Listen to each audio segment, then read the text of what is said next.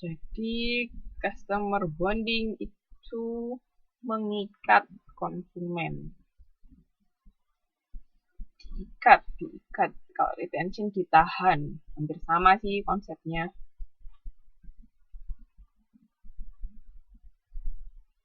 Bonding. Ingat-ingat aja, bonding hampir mirip sama rebonding. Rebonding rambut, berarti rambut juga diikat. Oke, bonding ikat.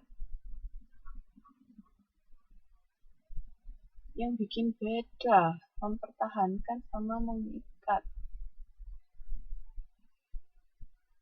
Hampir sama sih mbak, bedanya cuman istilahnya aja yang beda.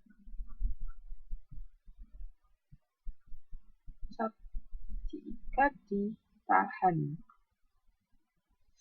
Kira mana dulu ya? Tahan dulu atau ikat dulu? Hampir sama sih.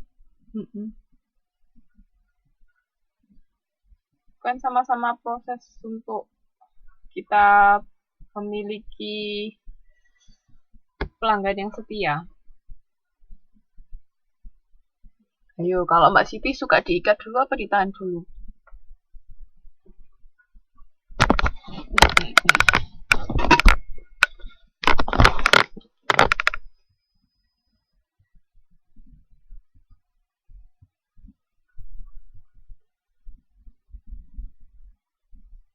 Nah, ya sudah.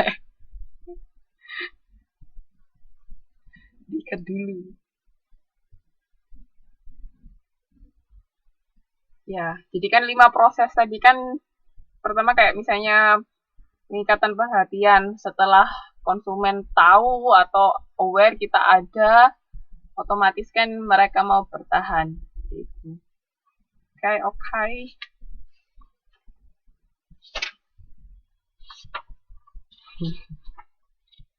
Ya, ada 5 proses. Apa aja? Yo tadi. Proses customer bonding.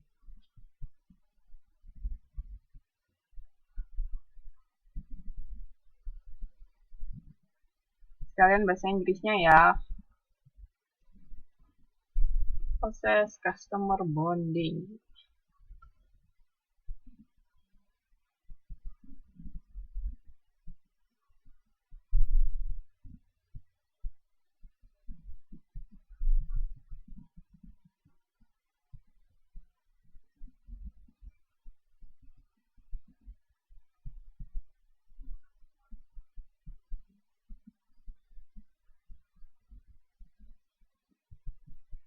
Kenapa nggak pegang modul?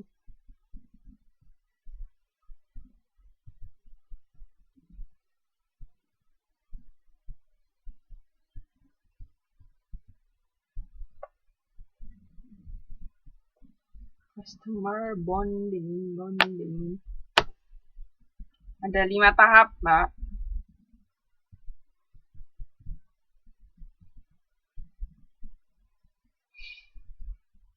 I see.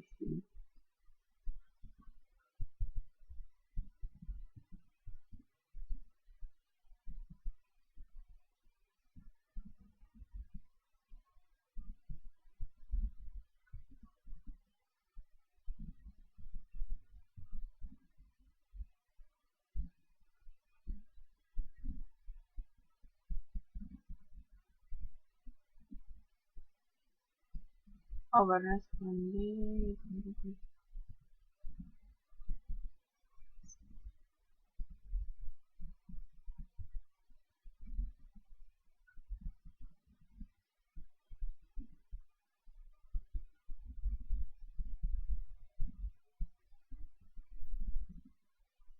Lagi kasmaran. Kasmaran sama siapa?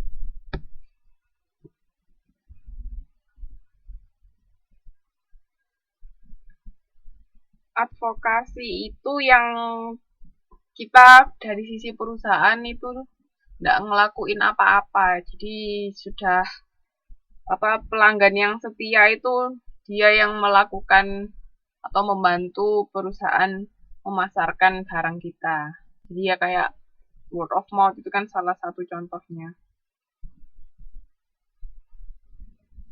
Itu advokasi. Jadi istilahnya kita cuma ongkang-ongkang diem gitu aja, nggak ngapa-ngapain.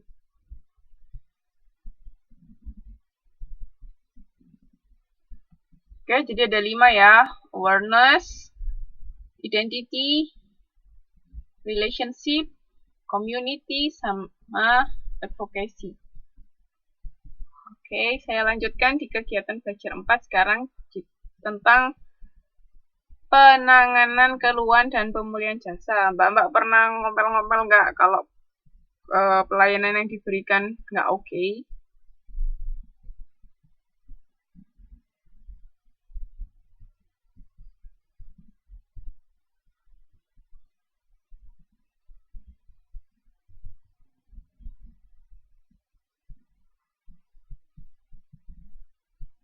Nah, langsung ngomel ke orangnya apa gimana? Maksudnya langsung komplain ke yang ngelayanin, apa cari manajernya, apa ngomel-ngomel sendiri, apa ngomel ke orang lain, terus habis itu bilang-bilang ke orang lain, ini gimana sih ini ngomelnya ke orang lain? Dalam hati saja, batin, cerita sama orang lain, teman-teman. Oke, jadi macam-macam. Nah, ini kalau ada keluhan, gimana langkah apa yang harus dilakukan oleh perusahaan? Di sini, di situ bisa dilihat bagannya. Kalau nggak kelihatan, bisa dibuka halaman 6.38. Jadi ada service failure, itu berarti kegagalan atau kesalahan dari pelayanan. Itu akan menimbulkan dissatisfaction atau negative emotion, jadi ketidakpuasan atau perasaan yang tidak senang atau tidak oke atau negatif. Itu ada 2. Biasanya ada complaint action sama no complaint action. Waalaikumsalam warahmatullahi wabarakatuh, Mas Uma.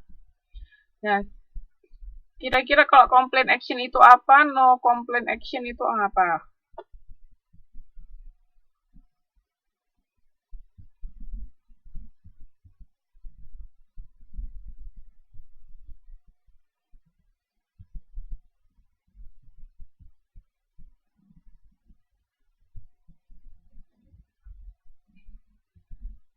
Langsung ngomel manajer.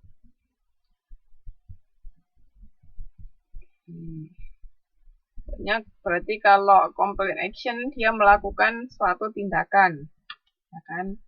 Tapi kalau no complaint action ya dia nggak ngapa-ngapain. Nah, kalau complaint action itu bisa dibedakan menjadi 3, yaitu complaint to provider. Jadi nggak, kalau komplain itu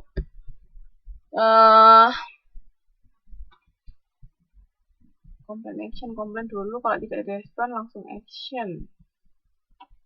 Jadi di sini nih langsung tindakan. Jadi tindakannya tuh bisa komplain, bisa macam-macam, ada 3. Jadi bisa komplain tuh provider, itu maksudnya komplain ke yang memberi pelayanan. Itu bisa melalui manajer atau melalui karyawannya langsung. Pokoknya intinya langsung komplain ke perusahaan yang bersangkutan. Jadi ke service provider yang menyediakan pelayanan. Terus yang kedua, complaint action yang bisa dilakukan itu negatif word of mouth. Ingat ya, word of mouth itu tidak selamanya positif. Bisa juga negatif. Mbak pernah nggak melakukan negatif word of mouth? Kayaknya pernah deh, saya juga pernah kok. Sering. Nah, kalau negatif word of mouth, dia itu berarti membicarakan hal-hal yang kurang mengenakan tentang perusahaan ke orang lain. Jadi macam-macam, bisa ngerasani perusahaan itu atau bisa apa, itu negatif word of mouth. Nah, terus yang ketiga, third party action, itu berarti dia membutuhkan pihak lain untuk menanggapi komplain kita. Kira-kira siapa?